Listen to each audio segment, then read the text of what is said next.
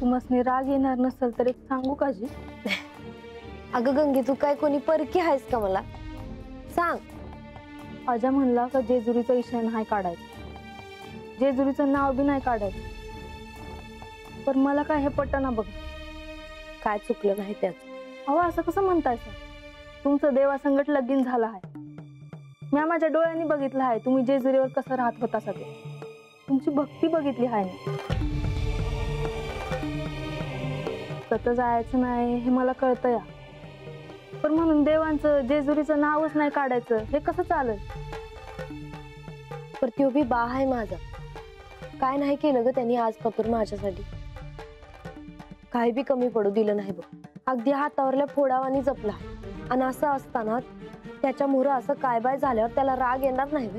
तर भक्ताच्या मनामधली देवावरची भक्ती अशी कमी होत असते. अगं अजाला हे कळायला नको हे.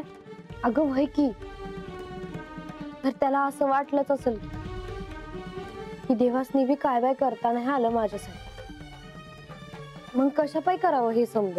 तुम्हाला समजायचा लई त्रास होतोय हे कळतंय मला. तर तुम्ही काय बी बोलणार नाही सा बघा. नाही गंगे, मी आता ठरवलं आहे बघ. जेजुरीचं नाव बी काढायचं नाही आता. आता जायचा विषय बी नाही काढायचा. आणि आता कुणी बी काय बी म्हणलं ना तरी मी आपली वस्ती सोडून कुठं बी जाणार नाही. अहो असं तरच कशा पायी करून घेतायसा?